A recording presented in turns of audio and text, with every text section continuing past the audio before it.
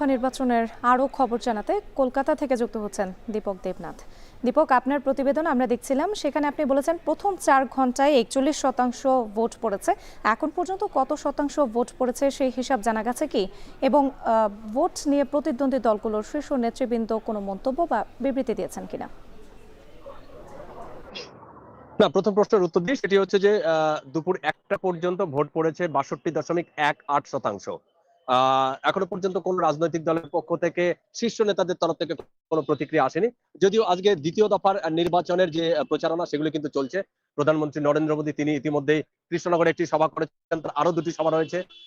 স্বরাষ্ট্রমন্ত্রী অমিত শাহ তারও বেশ কিছু সভা রয়েছে। মমতা ব্যানার্জি মুখ্যমন্ত্রী তৃণমূলের প্রার্থী তারও সভা রয়েছে। সেগুলো সবই দ্বিতীয় দফার যে নির্বাচন সেগুলি। কিন্তু প্রথম দফার যে নির্বাচন সেটি কিন্তু আজকে সকাল 7টা থেকে শুরু হয়েছে স্থানীয় সময়, এবং এখন প্রায় 1:30টার কাছাকাছি স্থানীয় সময় বা 2টোর। কিন্তু এখনো পর্যন্ত যে ভোট হয়েছে, যেটা বলছিলাম যে ৬২.18%, কিন্তু বিক্ষিপ্ত বেশ কিছু সহিংসতার খবর এসেছে। সবার শীর্ষে রয়েছে মুর্শিদাবাদ জেলা, কারণ সেখানে একাধিক সহিংসতার ঘটনা ঘটেছে। তবে সবচেয়ে উল্লেখযোগ্য যেটি সেটি হচ্ছে যে আমজনতা উন্নয়ন পার্টির যিনি চেয়ারম্যান তিনি এবং এবারে তিনি প্রার্থী হয়েছেন, তিনি দুটি কেন্দ্র থেকে লড়ছেন, একটি হচ্ছে রেজিনগর এবং অন্যটি হচ্ছে নওদা। কিন্তু তিনি যখন আজকে ভোট দিয়ে বেরিয়ে যখন অন্য আরেকটি জায়গায় যাচ্ছিলেন, তখন নওদাতে তার গাড়ির উপরে তার যে গাড়ি বহর সেই গাড়ির উপরে ভাঙচুর করা হয় বলে অভিযোগ। এবং তার যে জেলা সভাপতি আছে সেই আমজনতা উন্নয়ন পার্টির সেই জেলা সভাপতিকে অভিযোগ যেটি যে তাকেও নাকি মারধর করা হয়েছে। এবং তাকে যখন প্রশ্ন করা হয়েছিল যে কে বা কারা তার গাড়িতে ভাঙচুর করলো বা তাদের অ্যাটাক করলো, হামলা চালালো, তখন তার যেটি বক্তব্য ছিল যে তৃণমূলের কর্মী সমর্থকরা তার উপরে গাড়ির উপরে ভাঙচুর চালিয়েছে এবং হামলা চালিয়েছে। যদিও এই ব্যাপারে তৃণমূলের তরফ থেকে এখনো কোনো অফিসিয়াল বা সরকারি কোনো বিবৃতি কিন্তু আমরা পাইনি। আমরা যদি একটু বীরভূমের দিকে তাকাই তাহলে দেখবো যে সেখানে বিজেপির যে কর্মী একজন আছেন তাকে মারধর করা হয়েছে, তার কপাল ফাটিয়ে দেওয়া হয়েছে এবং রীতিমতো সে কপালে রক্তাক্ত অবস্থায় তিনি বসে পড়েছেন। সেই ছবি আমরা সামনে এসেছে, সেই ছবি আমরা দেখেছি। আমরা যদি আবার একটু মুর্শিদাবাদের দিকে ফিরে যাই তো সেখানেও দেখবো যে তৃণমূল কংগ্রেসের সাথে এই আইএসএফ এর আমজনতা উন্নয়ন পার্টির সেই সমর্থকদের মধ্যে রীতিমতো মানে যুদ্ধ পরিস্থিতি শুরু হয়।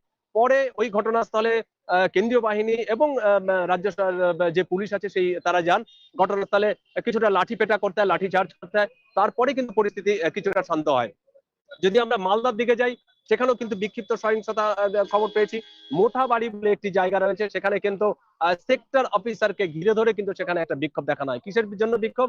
সেটি হচ্ছে যে যখন ভোটদানে কিছুটা বিলম্ব হচ্ছিল, ইভিএম মেশিনের একটু বিলম্ব, টেকনিক্যাল কারণে সেটা বিলম্ব হচ্ছিল, এবং সেই কারণে কিন্তু বিজেপি প্রার্থী মোথাবাড়ি যে বিজেপি প্রার্থী তিনি ঘটনাস্থলে আসেন।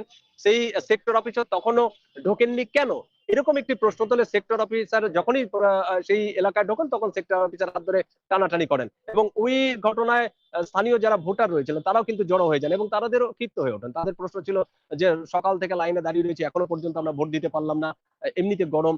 তো সব মিলিয়ে এইরকম একটি পরিস্থিতি। আর সর্বশেষ যেই তথ্যটি আমাদের কাছে এসেছে সেটি হচ্ছে যে এখনো পর্যন্ত পূর্ব মেদিনীপুর এবং পশ্চিম মেদিনীপুরে দুটো অস্বাভাবিক মৃত্যু ঘটেছে। তারা ভোটের লাইনে দাঁড়িয়েছিলেন, হঠাৎ করে তারা অসুস্থ হয়ে পড়েন, সঙ্গে সঙ্গে তাদেরকে হাসপাতালে নিয়ে যাওয়া হয়, সেখানে মৃত বলে ঘোষণা করা যায়। এবং এই দুটি মৃত্যুর ঘটনা ঘটেছে।